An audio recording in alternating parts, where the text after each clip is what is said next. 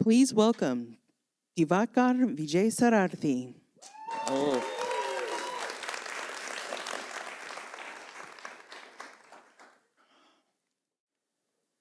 how many of us here believe the tax system is unfair?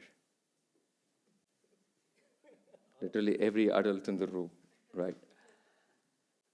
That belief in itself is more expensive than the taxes. And that belief doesn't come from theory, it comes from lived experiences. And mine began in 2009. 2009, it was the second year of entrepreneurship. And we were newly married and we were expecting our first kid.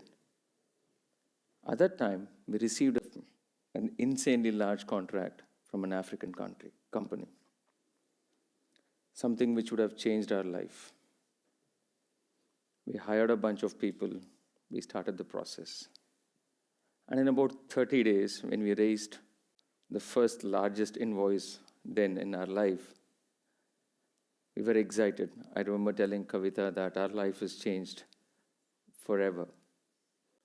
I got a call from our client saying there would be a 30% withholding tax on the transaction. Fair, should have seen that coming.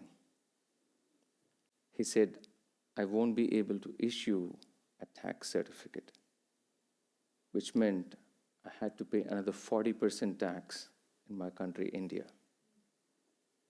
And the misery didn't end there. He said the central bank did not have enough foreign currency to send in the remittance, so it would be months before we received the money in hand. That day, as a tax guy, I didn't just lose money, I lost trust in the system. And when trust is lost, curiosity begins. I stopped complaining, stopped reacting, started wandering across countries, across systems, across histories, not with an intent to avoid tax or to find loopholes, but to understand the system. I only had questions, loads of questions, but still couldn't find answers. Until it was a Sunday morning, I was reading the history of ancient empires.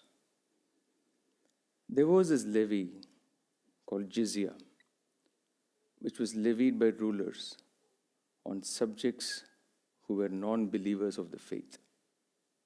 But there was also an exemption. If the family could send someone to join the military, the tax was waived. Something stuck. So tax was not just about collection.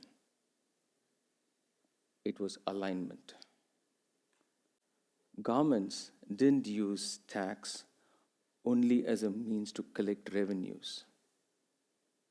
They were shaping public behavior on scale.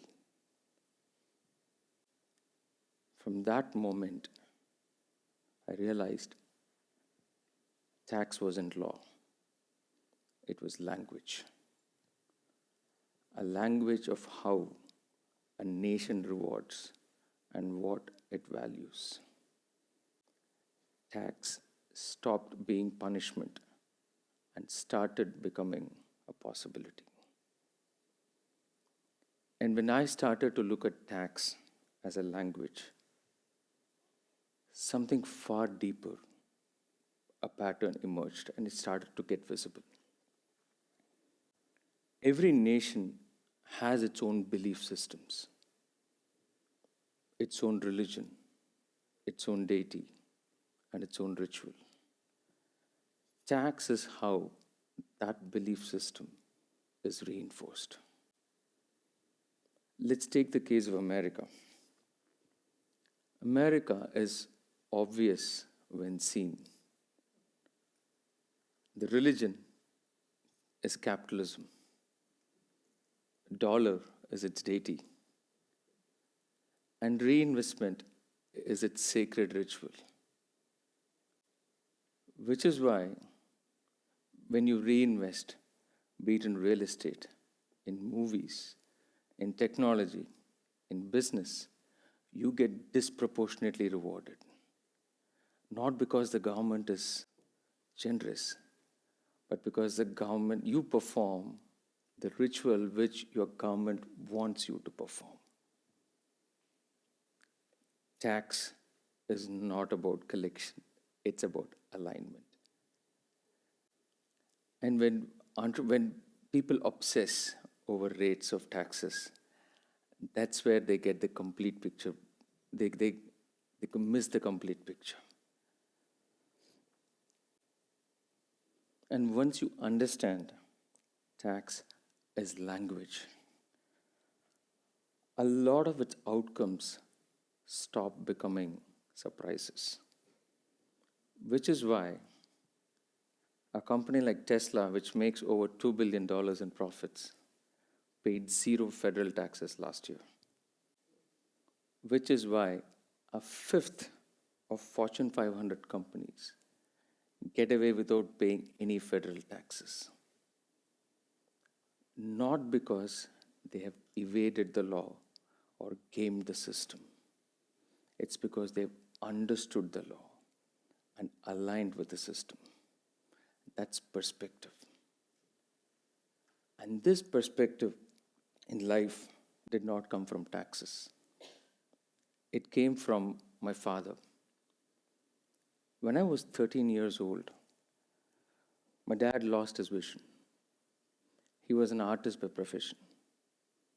And in about 12 months from there, he lost both his kidneys. He was on dialysis. A food without sugar as well as salt, and a life filled with uncertainties. As a 14-year-old kid, I went to him. Then I asked him, it was a very naive question. I still feel ashamed of even asking that question. Dad, are we going to sell our home? How are we going to survive? He smiled. He calls me Keshav. And he said, there's always a better way. And from there on, for the next 12 years, my mom would read the newspaper and he would trade in the stock markets blind. And that's how he provided for our family and paid my tuitions. He is no more. But that sentence stayed with me. And in 2021, when the whole world, including India, was in lockdown, there was so much of negativity and chaos around us. We had lost 2 of our very close friends. At that time, we had 2 choices in life: to wait and pray for the pandemic to pass, or find a better way. There was a small window when the Indian skies opened, and only 2 countries in the world allowed Indians to land: Serbia and Armenia. Both countries we have not even seen on the world map until then. All 4 of us decided it's time to move on. 10 suitcases, left the country, landed in Serbia, and in a few weeks' time, the skies reopened. We moved to Dubai, and life was never the same again. The whole world could be locked down in fear, but your possibility never does, if you're prepared to see the world differently. And that choice is in front of every entrepreneur and taxpayer in this world. You could look at tax as a punishment or as a possibility.